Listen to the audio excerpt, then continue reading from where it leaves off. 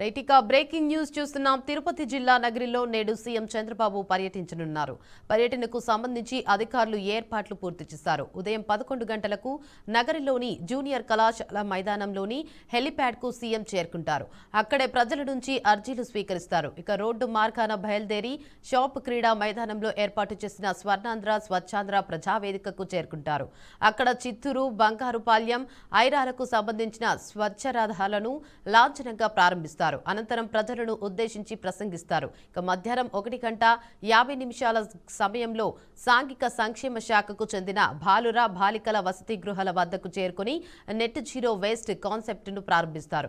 అనంతరం మధ్యాహ్నం 2:40 జూనియర్ కాలేజీలకు గ్రౌండ్ కు చేరుకుని టీడీపీ నేతలు, శ్రేణులు సమావేశంలో పాల్గొని వారికి దిశానిర్దేశం చేస్తారు. ఇక ఇదే అంశంపై మరింత సమాచారాన్ని మా అమరావతి బ్యూరో చీఫ్ నాగకిషోర్ అందిస్తారు. చెప్పండి నాగకిషోర్, అప్డేట్స్ ఏంటి?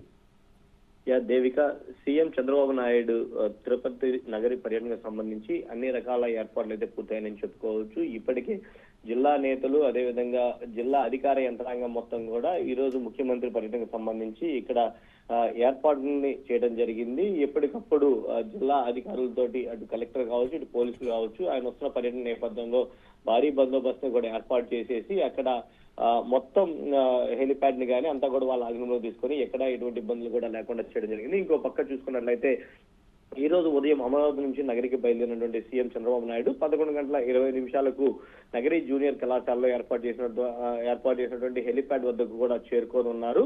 ఆ తర్వాత 11:30 గంటలకి శాప్ స్పోర్ట్స్ గ్రౌండ్ నందు ఏర్పాటు చేసినటువంటి ప్రజా కొని అక్కడే బహిరంగ సభలో పాల్గొంటారు. ఆ బహిరంగ సభ అయిపోయినంత కొన్ని ముఖ్య కార్యక్రమాలను కూడా చంద్రబాబు నాయుడు ప్రారంభించనున్నట్లుగా కూడా తెలుస్తుంది. చిత్తూరు జిల్లా, అదేవిధంగా బంగారుపాల్యం, ఐరాలకు చెందినటువంటి స్వచ్ఛ రథాలని సీఎం చంద్రబాబు ప్రారంభించినట్లుగా కూడా తెలుస్తా ఉంది. ఇంకో పక్క పలు అభివృద్ధి కార్యక్రమాలకు కూడా సీఎం శంకుస్థాపన చేసే అవకాశం ఉన్నట్లుగా కూడా తెలుస్తా ఉంది. ఇంకో పక్క 1:50 నగరి బాలుర బాలికల pre matric, post matric, social welfare hostel కూడా చంద్రబాబు నాయుడు పరిశీలిస్తున్నట్లుగా కూడా తెలుస్తా ఉంది. ఇంకో పక్క 2:15 నగరి ఏరియా ఆసుపత్రికి చేరుకొని అక్కడ ఉన్నటువంటి ప్రజలతోటి సంభాషించి వాళ్ళకి అందుతున్నటువంటి వైద్య సదుపాయాలు, అదేవిధంగా అక్కడ హాస్పిటల్ పనితీరు కూడా ప్రజలతోటి సంభాషించే అవకాశం ఉంది.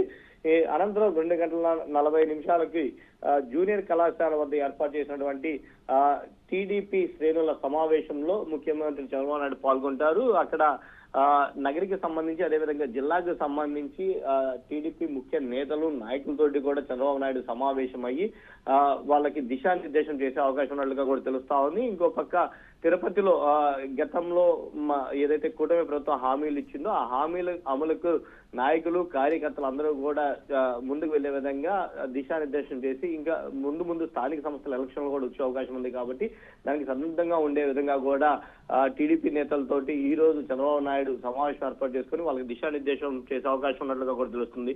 తర్వాత 3:55 హెలిప్యాడ్ వద్దకు చేరుకొని ఉండవల్లి నివాసానికి బయలుదేరతారని చెప్పి కూడా చెప్తా ఉన్నారు Devika. Right, thank you for the update Nagakishore.